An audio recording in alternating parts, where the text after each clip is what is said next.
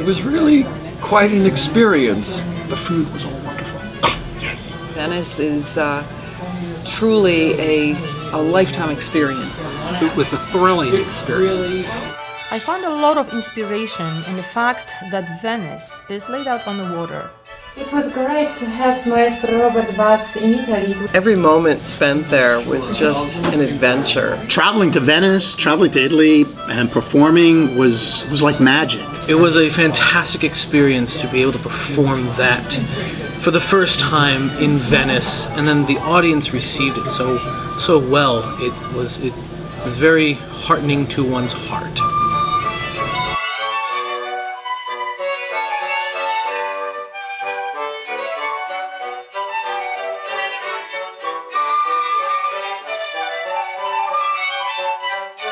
The trip to Venice is special for many reasons, even more so because this time we got to play some fantastic music from Maestro Bob Butts.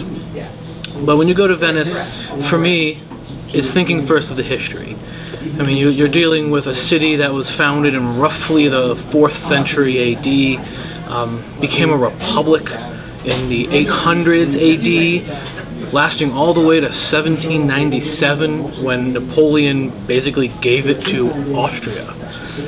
So I enjoy that aspect of it, and then you get into the musical history of it, all of the great composers that came through there, many of which Vivaldi is probably the one many people most equate to that city. But then going there and having the chance to perform music composed by Bob Butts.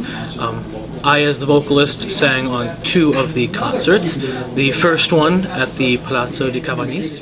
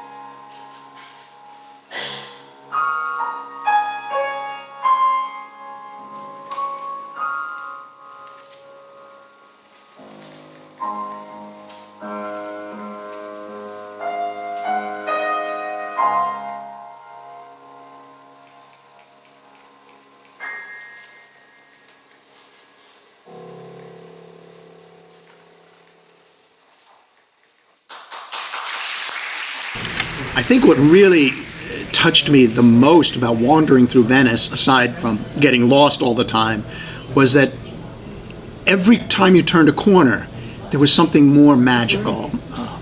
The canals, the gondolas, the lagoon itself, riding on the Grand Canal, the colors, the vibrancy of the city. It just had a magic to it. To be there, to visit, to walk around the city, and to perform was just so special. Every moment spent there was just an adventure, going from one amazing street to another, turning a corner and not knowing what's going to be there. We played in one venue, our quartet, which was Agnes, Andrew, Nancy, and myself. We played in a German Lutheran church in Venice, and we did that on a Friday.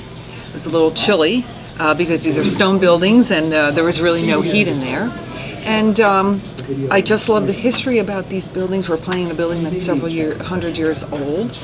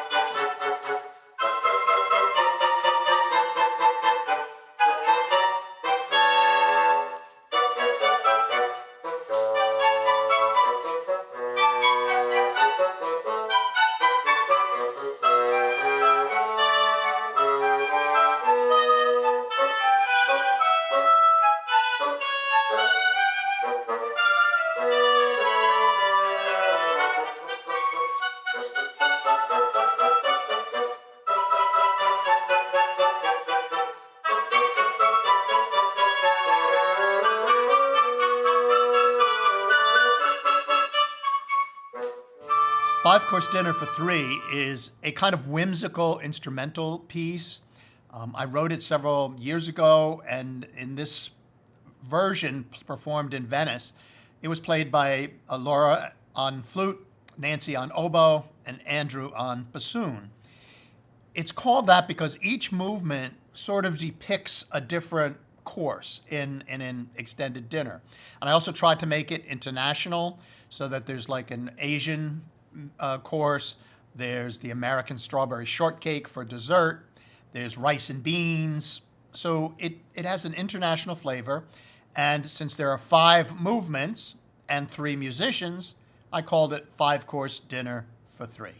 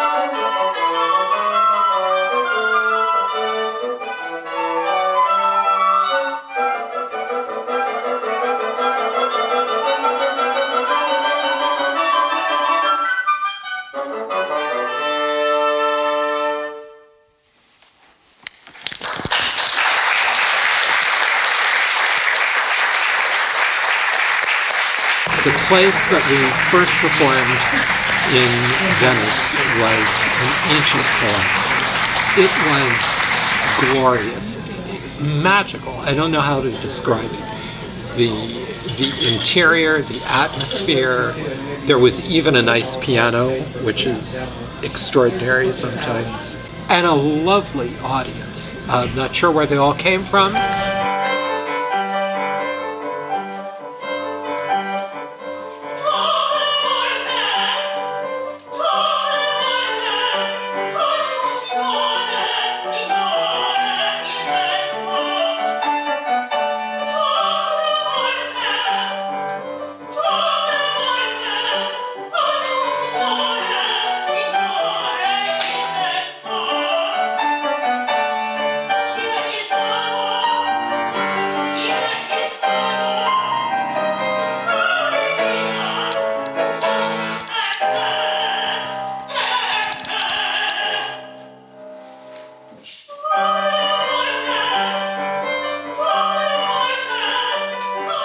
It was amazing performing with him, his wonderful opera Reserva di Padua.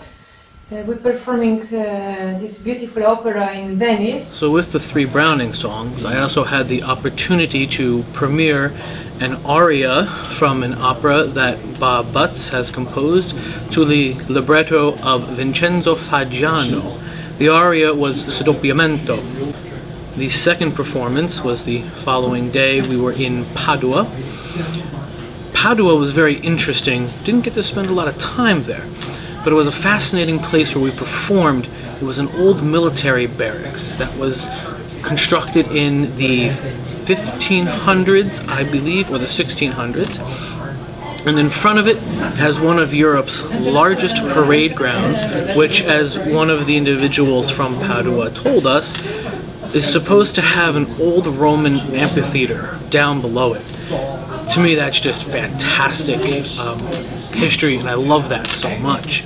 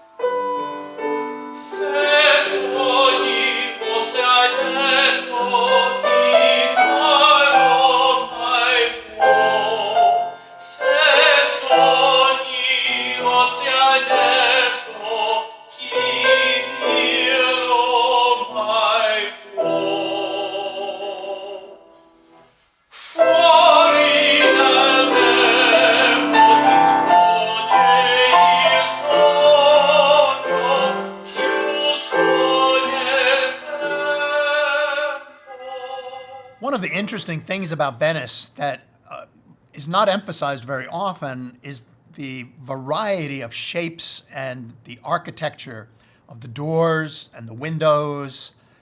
It's like every window is shaped differently, maybe has a different color, is inspired by a different architectural idea. And I found that fascinating as well, to just walk around Venice and notice these details. Of course, obviously, everybody notices the canals and the gondolas and the big architecture and the wonders of history.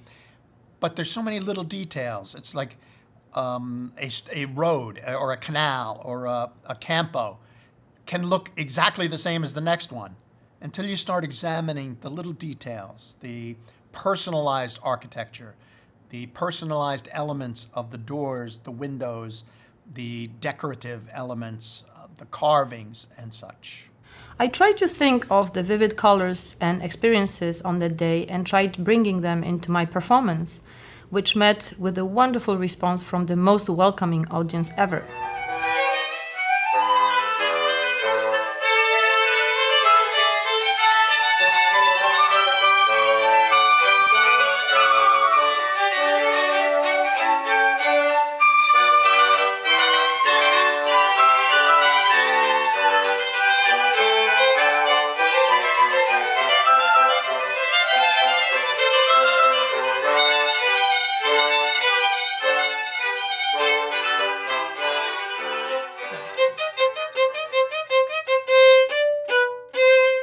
What makes it very Venice is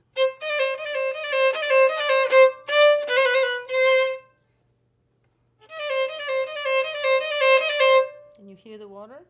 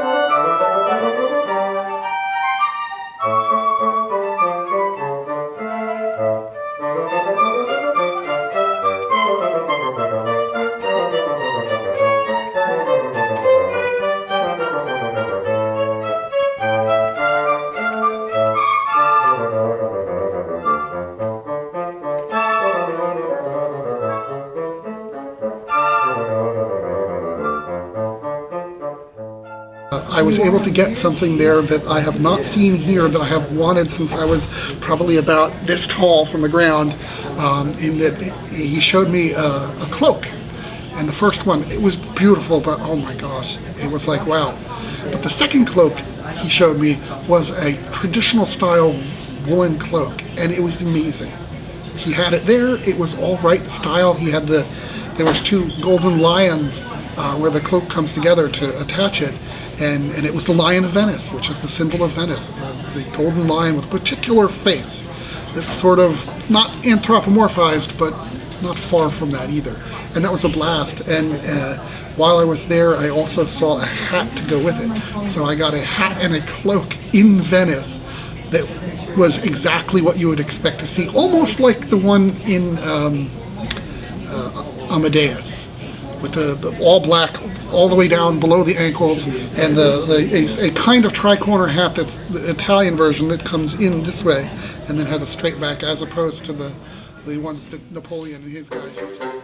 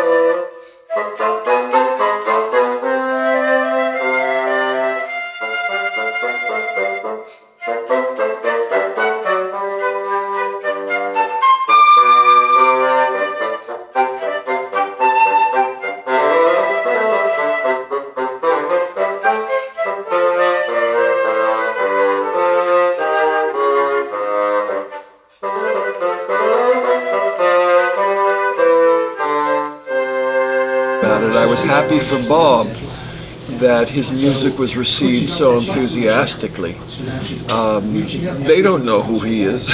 And they came and they loved it. Exploring and going down all the various streets and really not having a map and just deciding to travel here and there and having a street open up into a marvelous square.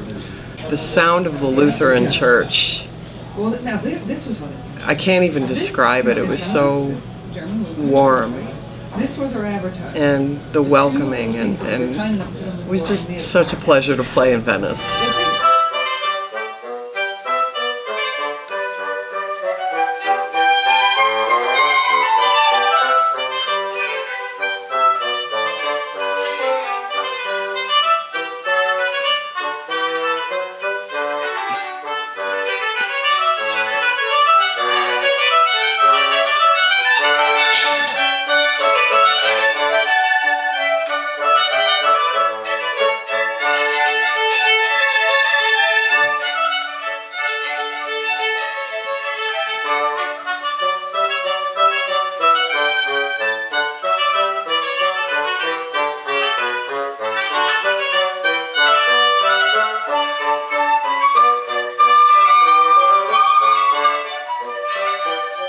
It's such a different way of living in Venice. Here we have, it's common for us to jump in our car and travel 40 minutes to work, when in Venice it's all alleyways, and there really are no cars or scooters, and we saw a few children with bicycles, and that's really it, and it's just walking through the alleyways with the cobblestone to get around, and the ins and outs of the city, and it's just a very different way of living, and it was just so charming.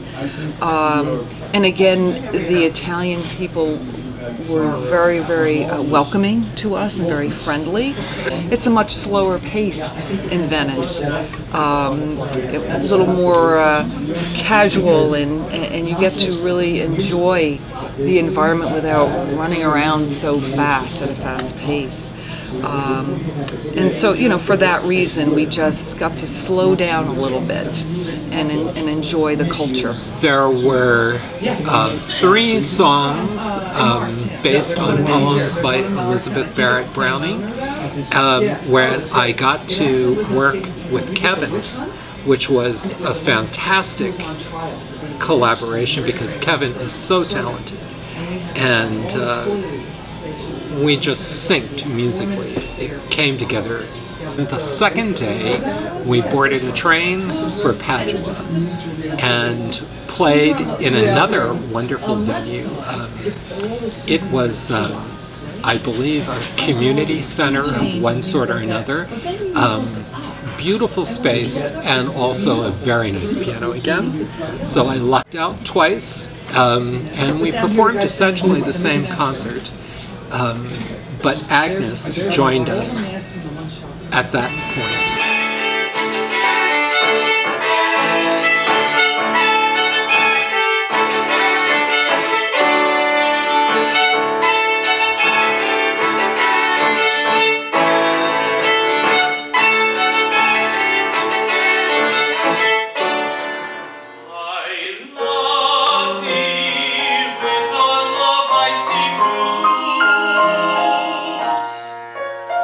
With my loss